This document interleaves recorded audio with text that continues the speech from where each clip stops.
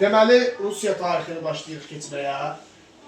Rusiyanı biz ilk dəfədir ki, belə ətraflı öyrənəcəyik. Rusiyanın xəritədə yerinə baxaq.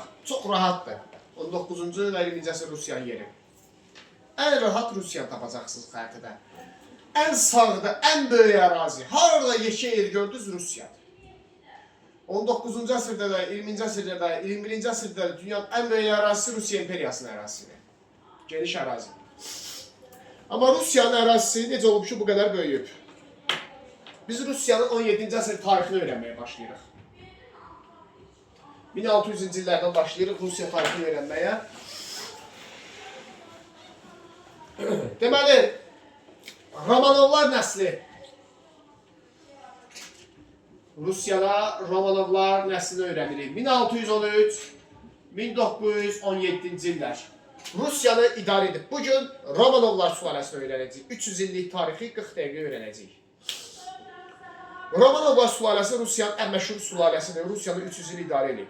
Sülalənin əsasını qoyub Mikhail Romanov. Bir də ondan sonra olub onun oğlu Mikhail Alekseyeviç. Biz onları öyrənmirik. Mikhail Romanovla Mikhail Alekseyeviç'i öyrənmirik. Haqqında elə bir informasiya yoxdur bizim üçün. Biz daha çox Rusiya tarixini 17-ci əsrin ikinci yarısından sonra öyrənməyə başlayacağıq. Əvvəla bir-iki dənə qanun var Rusiyada, onları öyrənəcəyik. Məsələn, 1649-cu il öyrənməlisiniz, Məclis qanunnaməsi qəbul edilib Rusiyada.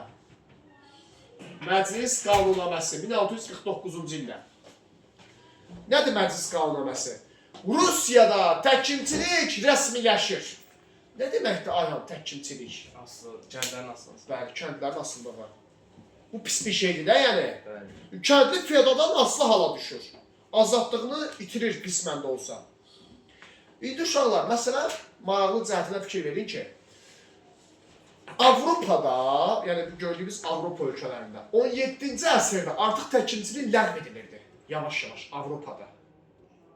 Amma Rusiyada əksini möhkəmlənirdi. İndi rəsmiləşirdi. 17-ci əsrdə Rusiyada təhkimçilik. Bax, bu baxımdan Rusiya digər Avropa ölkələrindən xeyli geridəydi. Rusiya daha çox bir Avropa ölkəsi yox, daha çox bir Asiya ölkəsi kimi götürülür. Xüsusən də 20-ci əsrə qədər. Qərb yox, daha çox şərq ölkəsidir. Öz mental düşüncəsinə görə, inkişafına görə şərq ölkəsi. Yəni geridəydi. O baxımdan deyirəm şərq ölkəsidir. Sonra 1667-ci ildə Rusiya Belarusu işğal edir. Bir də sol sahil Ukraynası deyirlər. Ukraynanın sol sahil Ukraynası. Bu əraziləri işğal edir, öz ərazilərini genişləndirir. Amma hələ imperiya deyil ha. Bax görürsünüz, bu Belarus ərazisi bugün də var, Rusiyanın qərbində. Bir də burada sol sahil Ukraynası. Bu əraziləri Rusiya tutmuşdu. O vaxt Rusiya da Moskva knyazlığı yaradıb. Rusiya o vaxtı balaca idi da. 17-ci əsrdə Moskvanın ətrafında bu ərazilərdə idi. Belə birləşdirir, ərazisi getdikcə böyüdür. Amma hələ Rusiya zəifdir və Rusiyanın imperiya dövrü başlayacaq 1-ci Pyotrdan bəri. Siz 1-ci Pyotrun hakimiyyət edə bilməlisiniz. 1682-1725-ci illər. Rusiya tarixində 1-ci Pyotrun hakimiyyət dövrü çox məşhur bir hökmdardır. 1-ci Pyotr Rusiyanın ən qüdrətli hökmdarıdır. Rusiya tarixini əsas 1-ci Pyotrdan öyrənməyə başlayacaqsınız. Rusiyanın yüksəlişi 1-ci Pyotrdan başlayacaq. Pyotr hakimiyyətə gələndə hələ az yaşlı idi deyə dövləti bacısı Anna idarə edirdi. Anna'nın adıyla idarə edirdi, Pyotr'un adıyla idarə edirdi bacısı Anna dövləti. Amma yaşa dolduqca şəxsən Pyotr özü dövləti idarə etməyə başlayır, amma çəkilir kənara. Pyotr'un dövrü Rusiyanın yüksəliş dövrüdür, əsasən 1690-cı illərdən sonra. Deməli uşaqlar, Rusiyanı, bugün öyrənəcəyimiz Rusiyanın xarici siyasətində 3 istiqamət var. Birincisi, Baltik dənizə çıxış əldə eləmək. Görürsünüz bu Baltik dənizidir. İkincisi, Qara dənizə çıxış əldə eləmək. Üçüncüsü, Xəzər dənizə çıxış əldə eləmək. O dövrdə bir şüar var idi Pyotr'un. Pyotr'un bir şüarı var. Dənizdən dənizə Rusiya şüarı. Çünki dənizlər sizə ticarət şeydir, ticarət məntəqələr çox olduğu yerdir və kim dənizlərə nəzarət edəsə, o qədər çox ticarətdən gəlir əldə edəcək. Yəni Pyotrun məqsədi dənizlərə nəzarət etmək və gəlir qazanmaqdır. Rusiyanın ağalığını bu yolla təmin etmək istəyir. Bax, burada daha yaxşı görsənəcək.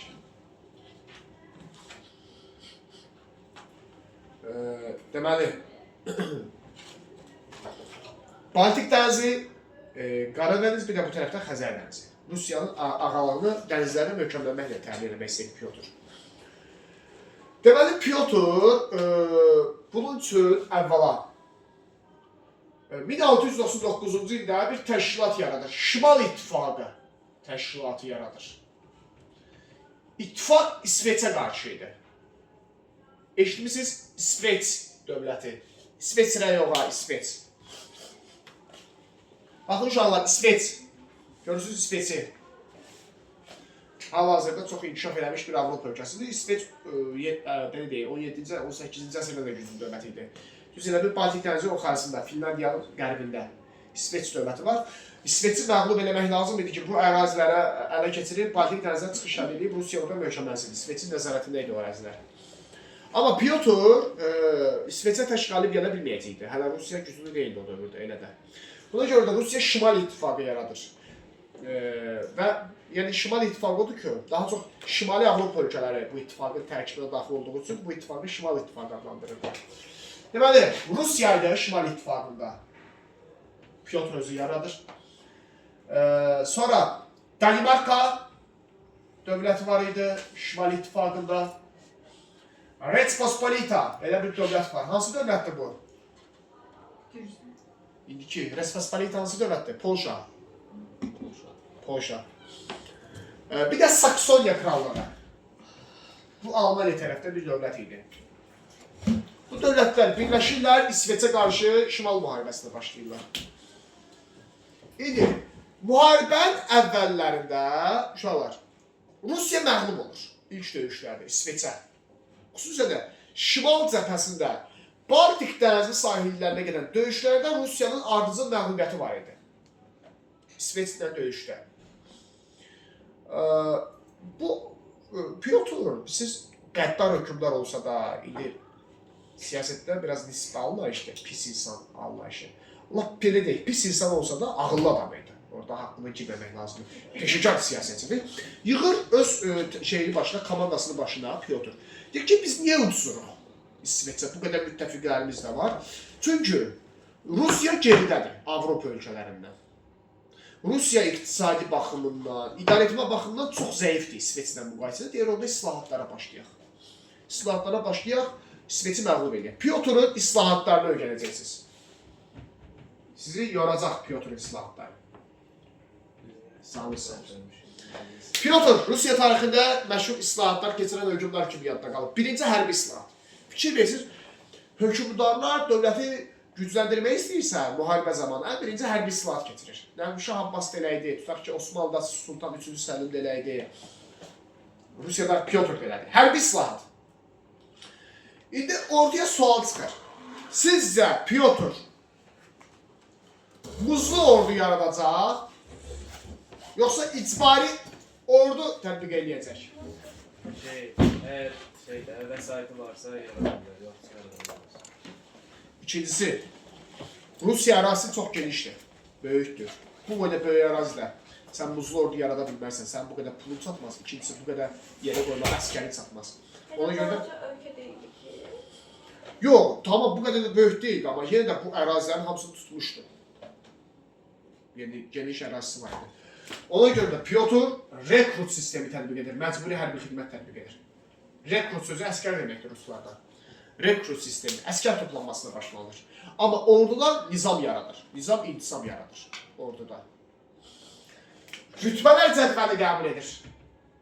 1722-ci il. Rütbələr cədvəli islahatı. Rütbələr cədvəli nə deməkdir? Adına görürsünüz rütbə. Rütbə harada olur? Orduda olur da. Əvvəllər bizdən iraq. Rusiyada bir qayda var idi. Birinin tutaq ki, atası vəzifədədirsə, onun oğlu da vəzifədə olurdu. Görmüşdünüz? Atası da qabağa çəkəcək onu. Dayısı tutaq ki, Yox.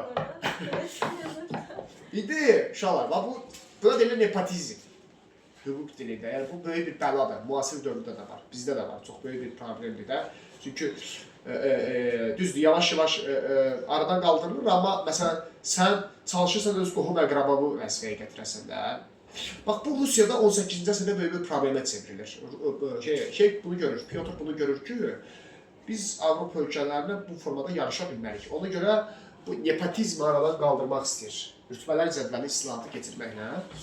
Mahiyyəti budur ki, sənin atan kimdir, baban kimdir, əmin kimdir məni maraqlandırmır. Sənin bilik və bacarıqlarına əsas götürülür. Amma yaxşı bir şeydir. Əlbəttə ki, yaxşı bir şeydir. Yəni sən nə qədər bacarıqlısansa, fərqi yoxdur. Varlısan, kasıbsan, vəzifə sahibi ola bilərsən. Yüksək rütbə sənə veriləcək. Başa düşdünüz? Yəni hamı Bizə də elə bir şey doğru gedirlər. Bəş bir şey deyirsiniz. elə dostlar. Yəni rütbələr cədvəlinin mahiyyəti budur. Bilik və bacarıqlara görə qiymətləndirilməyə başlanılır. Bu xeyli düzəldir Rusiya ordusunu. Xeyli düzəldir və istər-istəməz bilikli, bacarıqlı adamlar vəzifədə təmsil olduqca dövlət öz gücünü geri qaytarmağa başlayır. Sonra metallurgiya zavodları açılır uşaqlar.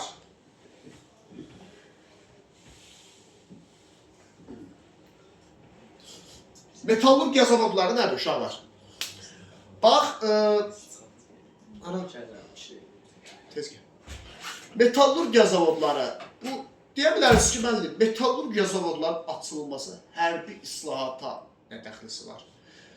Metallurgiya zavodlarında tüfəng istehsal edirlər. Sürgülü tüfənglər istehsal edirlər. Deməli bu hərbi silahlar.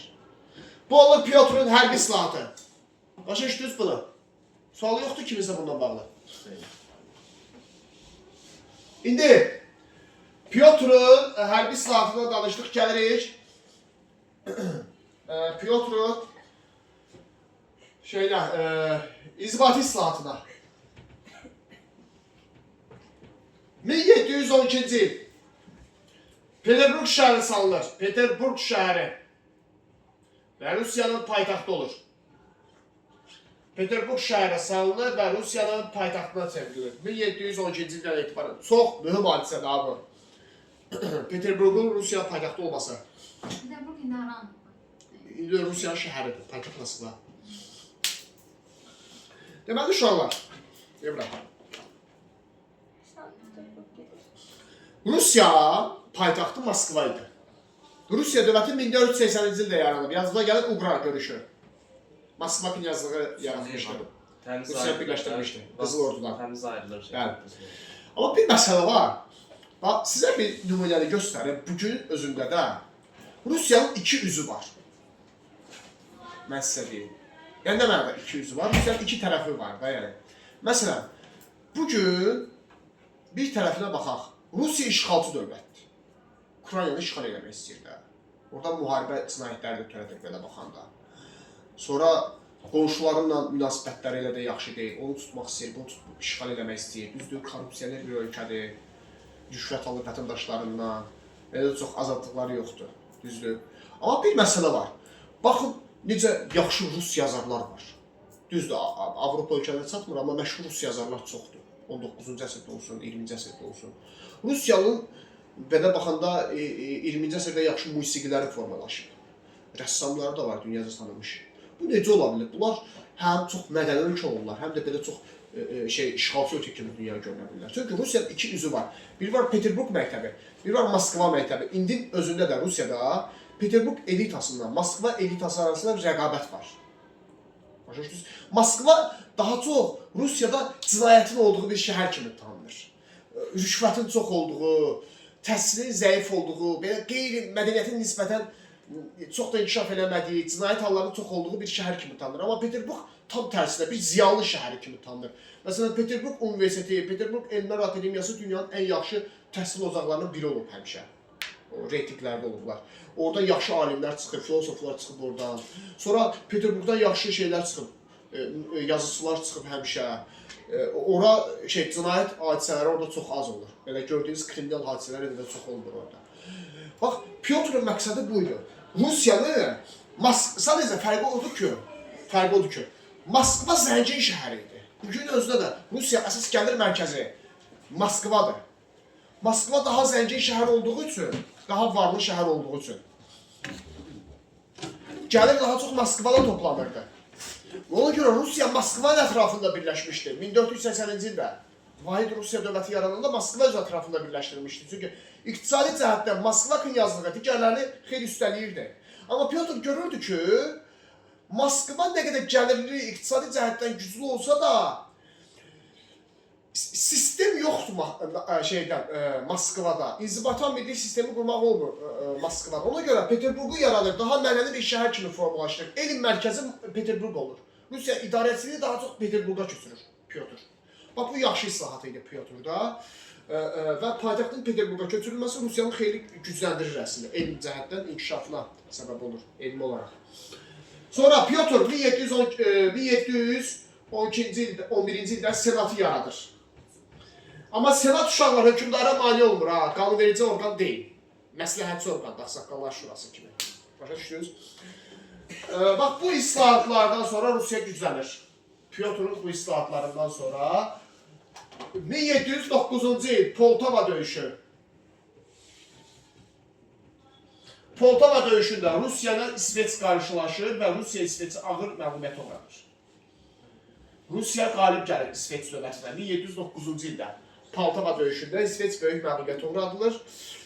Bir də yekunda müharibənin sonunda öyrənir ki, 1721-ci ildə Niştat sülhü bağlanır. Niştat sülhü bağlanır. Niştat sülhünün şərtləri birincisi Rusiya olur imperiya. İmperiya çevrilir. İkincisi Rusiya hansı dənizə çıxmaq istəyirdi? Baltik dənizinə. Baltika çıxış şərtidir. Yəni İsveç üzərində böyük qələbə qazanır Rusiya. Təbii ki, Şimal İttifaqından bir yerdə. Rusiya nəhayət ki, Baltik dənizinə bir dövlətə çevrilir. Pyotr Rusiyanın ilk imperatoru olur. Çünki Rusiya imperiyaya çevrilirsə, Niştat sülhündən. Pyotr da olur Rusiyanın ilk imperatoru. Rusiya Baltik dənizinə ilk dəfə 1721-ci ildən etibarən çıxış əldə elədi. Başa düşdünüz? Pyotrun çox böyük uğurudur Baltik dənizinə çıxmaq. Çünki bu həm Rusiyanı hərbi cəhətdən, siyasi cəhətdən gücləndirdi, həm də Rusiya varlanmağa başladı Baltik dənizinə çıxış edəndən sonra. Sonra Rusiyadan məşhur imperatorlardan biri, daha doğrusu imperatrica, 2-ci Yekaterina dövrünü öyrənirik. Eşiniz Yekaterina'nı? Bəli. Ha? Keçsin. Necə? Eşitmişəm. Çox məşhur hökmlərdir Yekaterina. 2-ci Yekaterina 34 il hakimiyyətdə qalıb, uşaqlar Rusiya tarixinin zirvə dövrü Yekaterina dövrüdür. Osmanlılarla müharibə apardı. Osmanlılarla müharibə aparandır daha çox Yekaterina. Tez gəl. Ha? Ha. Rusiyada qayda var idi. Sonradan, Pyotrdan sonra qaydalar dəyişdi. Qadınlar da hakimiyyətə gələ bilərdi. İlk vaxtlar kişilər yalnız hakimiyyətə gəldi. Sonra qadınların da hakimiyyətə gəlməsinə fürsət yaratılır.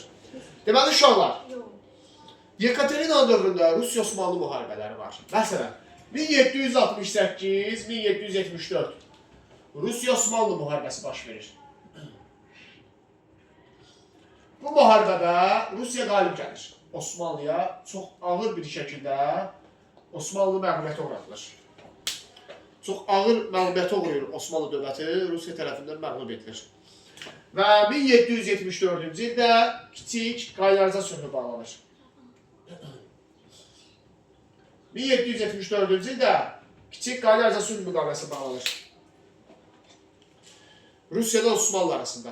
Deməli, uşaqlar, Baltik dənizə çıxış edən kim oldu? Pyotr.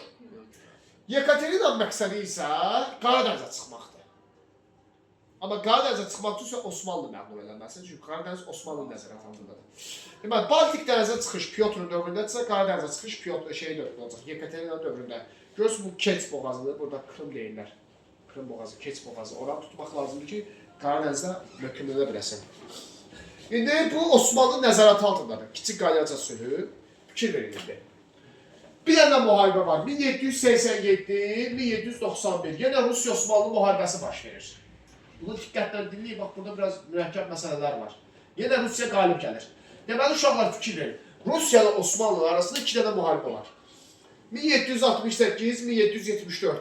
Rusiya qalib gəlir, Kiçik Qaylarca sülhü bağlanır. 1787-1791. Yenə Rusiya qalib gəlir, Yassı sülhü bağlanır Rusiyanın xeyrinə. Deməli, uşaqlar, Rusiya 2 dəfə arxa-arxaya Osmanlı məğlub elədi. Bir, Kiçik Qaydarca sülhündə Rusiya qalib gəldi.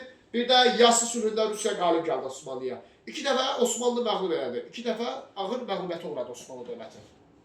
İndi şərtlərdə baxırıq. Kiçik Qaydarca sülhünə görə Rusiya Qara dənizə çıxış edir. Rusiya nəhayət Qara dənizə çıxdı. Kiçik Qaydarca sülhündə. Yekaterinanın dövründə. Yassı sülhünə baxaq. Rusiya Qara dənizdə möhkəmlənir. Görürsünüz, fərqli anlayışda, ha? Kiçik Qaydarcada Qara dənizə çıxır ilk dəfə Rusiya. Amma burada möhkəmlənir. Niyə? Gəlin bu məsələyə toxunaq.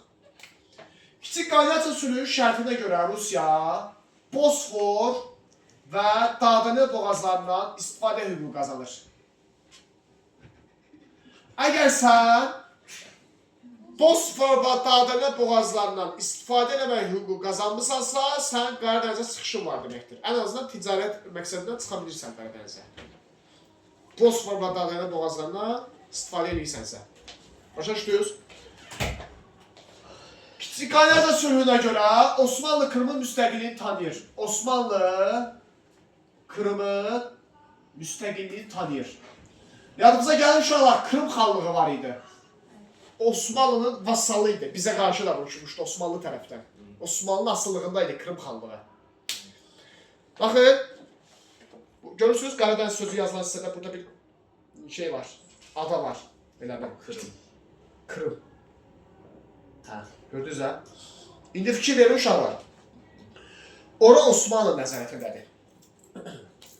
Ora Osmanlı nəzarətindədir. Rusiya məqsədi Krımı Osmanlıdan qoparıb almaqdır. Çünki Krım sənin əlinin altındadırsa, Krım vasitəsində, bax bu yer vasitəsindənsə, Qara dəniz sənin ayağının altındadır. Qara dənizə nəzarət edəcəksən. Amma Krımı ələ keçirmək asan məsələ deyil. Osmanlı məğlub eləmək lazımdır. Osmanlı da buradadır da, Türkiyəyə olan. Hə, Rusiya şeydir. İndi fikir ver.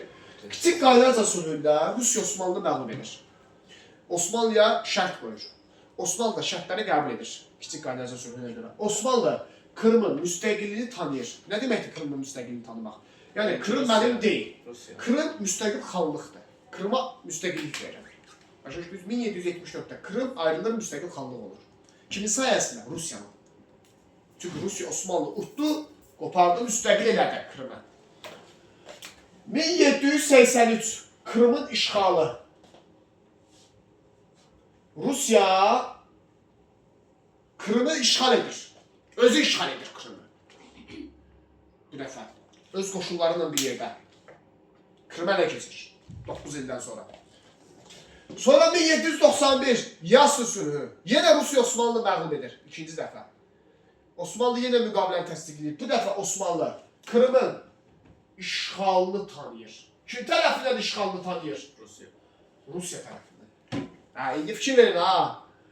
Kiçik Qaydarcada Osmanlı Krımın müstəqilliyini tanıdı. Sonra Rusiya Krımı işğal elədi. Sonra işğalını tanıtdı Osmanlıya. Gördünüz necə ağıllı bir siyasət yeridir 2-ci Yekaterina. Cəmi 17 ilin içərisində Krımı Osmanlıdan qoparır alır Yekaterina. Ona görə də deyirik ki, burada Rusiya Qara dənizə çıxdı. Burada Rusiya Qara dənizdə möhkəmləndi. Niyə? Çünki sən Krımı işğal etməyini tanıtmışsan, Krım sənin də artıq. Krım səndədirsə, fikir ver, bu ərazi səndədirsə, Rusiyada Qara dənizə nəzarət edəcəksən. Deməli, möhkəmlənmirsən Qara dənizdə. Heç kim səni oradan çıxara bilməz. Deməli, burada Rusiya Qara dənizə çıxırsa, burada Rusiya Qara dənizdə möhkəmlənir. Başa düşdünüz? Sonra burada Osmanlı Krımın müstəqilliyini tanıyır, burada Osmanlı Krımın işğalını tanıyır. Bax, fərqlər budur, testlər bunun üzərində durur. İkisində də amma Rusiya qalib gəlir. Hər ikisi də Yekaterina dövründədir. Yekaterina dövrü Pyotr'dan da daha uğurlu bir dövr sayılır. Rusiya Qara dəniz dövlətinə çevrilir və orada əbədi möhkəmlənir Yekaterina dövründən sonra. Yox ana. Qəsəd sağ. Yetdi. Ha, xeyr vaxt var. Mən də əlli. Ha? 3 dəqiqə sonra da mən də əlli. Sonra mən də Ha, gəlirik 19-cu əsr Rusiya tarixinə. Romanovlar sülaləsi davam edir. Yekaterina'dan sonra Pavel gəlir hakimiyyətə. Paveli öyrənmirik. Niyə öyrənmədik? Düşmür də Pavel. Pavel düşmür. Çox hadisə yox idi. Az qalıb hakimiyyət ona görə. Sonra birinci Aleksandr 1801-1825-ci illər. Birinci Aleksandrın dövrü. Deməli uşaqlar, Piotrun dövründə Rusiya Baltik dənizində möhkəmləndi. Yekaterina'nın dövründə Rusiya Qaradənizdə möhkəmləndi.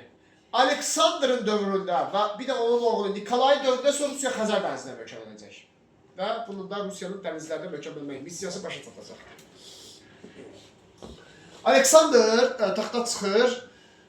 Bunun dövründə biraz islahatlar keçirilir. 19-cu əsrin əvvəllərində bilirsiniz Napoleonla müharibələr bu dövrünə düşür. O Tezis sülhü falan. Onlar təkrar hadisə kimi burada da var. 1807-ci il Tezis sülhü. Varadniya döyüşü 1812-ci il.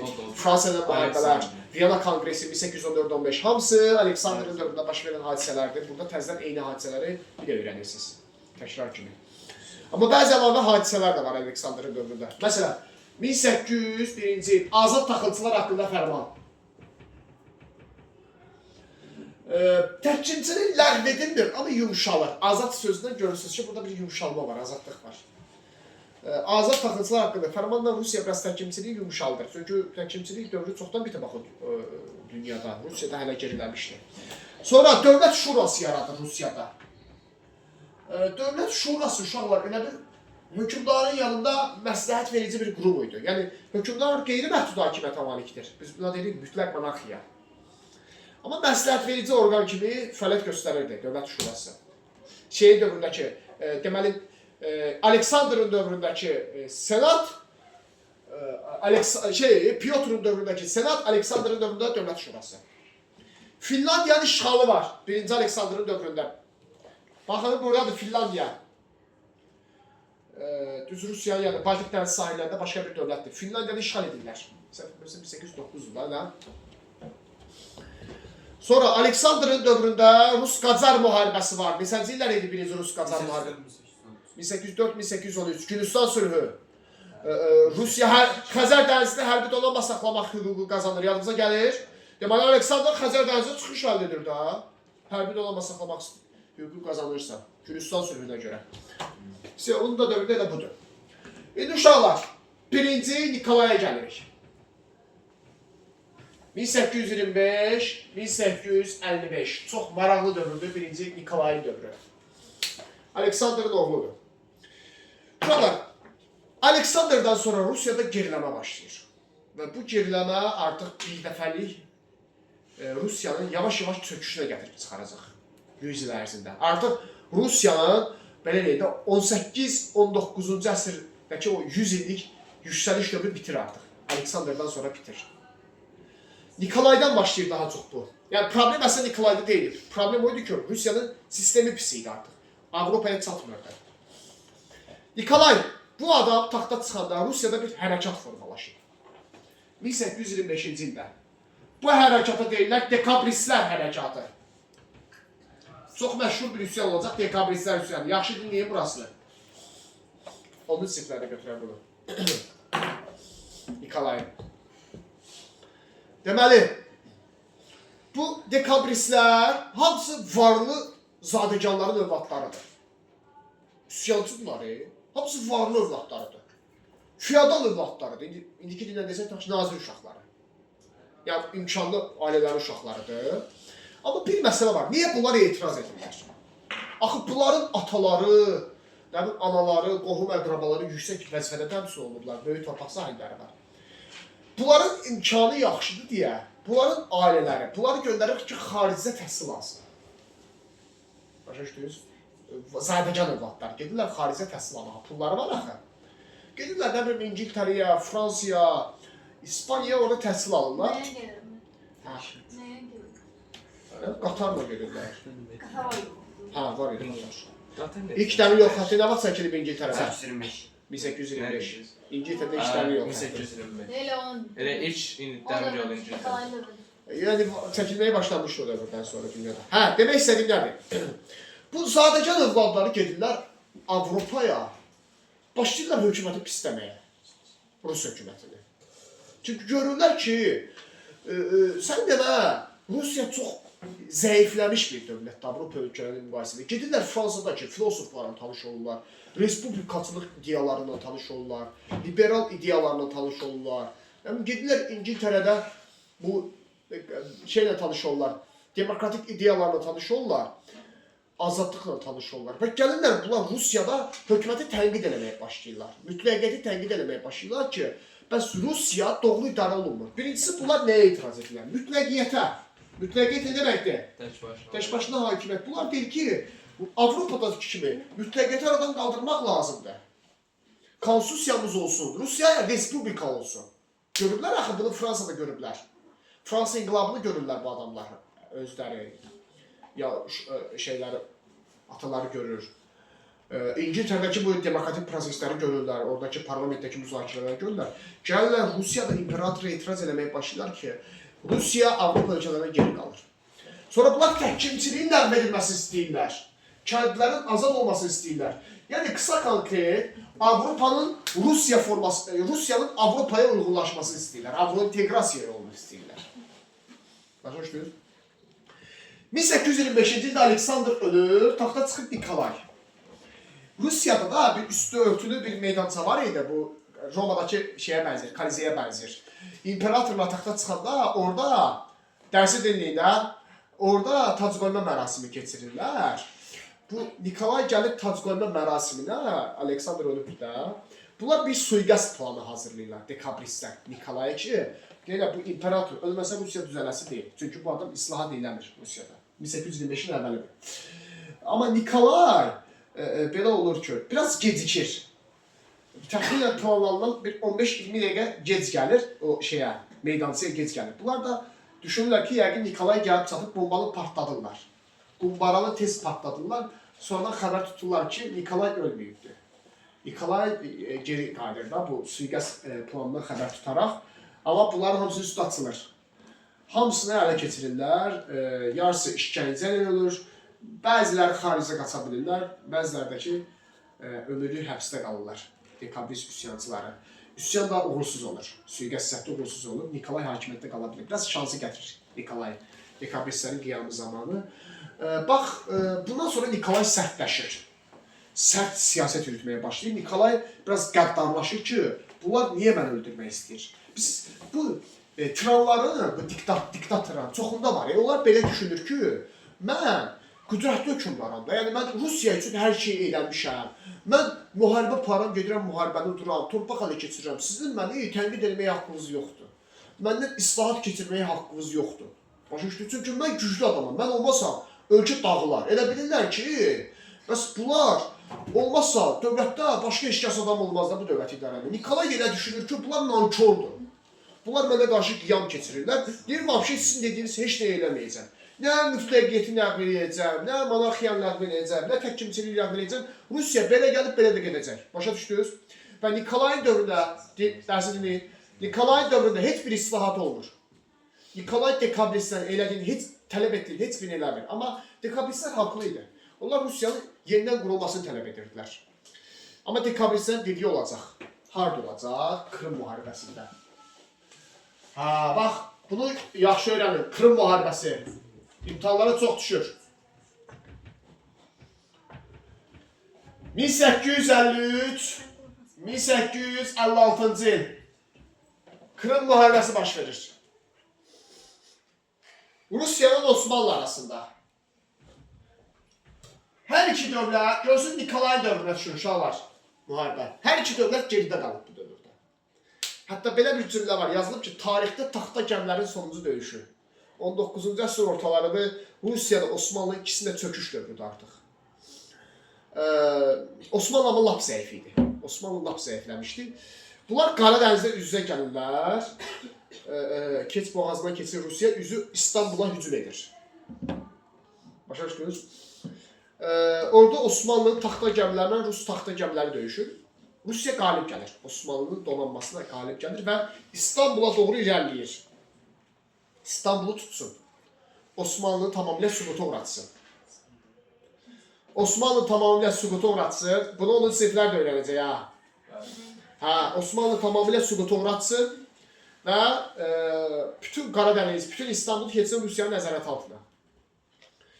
Rusiya həvəsli bir şəkildə gəlir Qaradənizdə gəlib İstanbulu tutmağa, amma İngiltərə, Fransa, bir də belə bir dövlət var, Sardiniya krallığı, İtaliya tərəfdə, İtaliya ərazisində. Bunlar Osmanlıya dəstək verirlər, müharibəyə qoşulurlar. Niyə? Çünki bunlar düşünürlər ki, əgər Rusiya Osmanlıya qalib gəlsə, İstanbulu ələ keçirsə, onda Rusiya çox güclənəcək. Çünki İstanbul bizdə şərqdən qərbə gedən tranzit yolları üzərində yerləşir.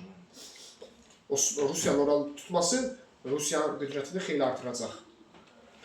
Deməli uşaqlar, İngiltərə, Fransa və Sardiniya krallığı Osmanlı tərəfə keçir, Rusiyanın donanmasını darmadağın edirlər. Düşünün ki, Qaradənizdəki bütün Rus donanmaları məhv olur. Bu Rusiya tarixinin ağır məğlubiyyətlərindən biridir. Hətta deyərdim ki, o dövrdə ən ağır məğlubiyyəti bu idi. Rusiya, düşünün ki, bütün Rusiyanın Qaradənizdəki donanması məhv olur. Bütün donanmasını qovurlar Qaradənizdən, Rusiya çıxır. Niyə eləyirlər? Osmanlı sevdiyini eləmir əslində bunlar. Sadəcə deyirlər Osmanlı dağılmasın da, çünki dağılsa ərazilər Rusiyaya keçə bilər, bu daha da böyük problem yarada bilər. Rusiyadan onları işğal edirlər. Gələcəkdə problem yarada bilər onlara. Müharibənin gedişində bu biabırçı məğlubiyyətdən sonra Nikolay biabırçı məğlubiyyətə dözə bilmir. Və Nikolay bir şey başa düşür ki, həqiqətən də Rusiya geridə qalıb. Gör, Rusiyanı necə məğlub edirlər Qaradənizdə. Deməli, istəsələr bunlar Rusiyanı istənilən vaxt Qaradənizə ata bilərlər. Rusiya həqiqətən də geridə qalmışdı. Dekabristlər haqlı çıxdı uşaqlar. Rusiya geridə qalmışdı. Avropa ölkələri darmadağın edilər Rusiyanı. 1855-ci ildə bu ağır məğlubiyyətdən sonra Nikolay gedir, görmürsünüz Rus sureti. Rus suretinin təpəsindən vurur, özünü öldürür. İkiniz yarışır, öyle mi? Yazıq. Yarışır, yox. Bu acı məğlubiyyət sonrası biabırçı məğlubiyyət sonrası özünü öldürür. Özdən sıxışdıranmır da yəqin. Hansı gəlsə onun əlində. Bildim, yox, onu yarışmır da, sadəcə tək tapancanın ömrünü demək istəyirəm. Onun özü olur. Bu biabırçı məğlubiyyətdən sonra Paris sülhü bağlanacaq, Rusiyanı orada ağır şəkildə cəzalandıracaqlar. Sonra 2-ci Aleksandr gələcək. Bir də 2-ci Nikolay gələcək. Onda öyrənərsiniz siz. 2-ci Aleksandrdan 2-ci Nikolaya. Siz də 2-ci Aleksandra qədər.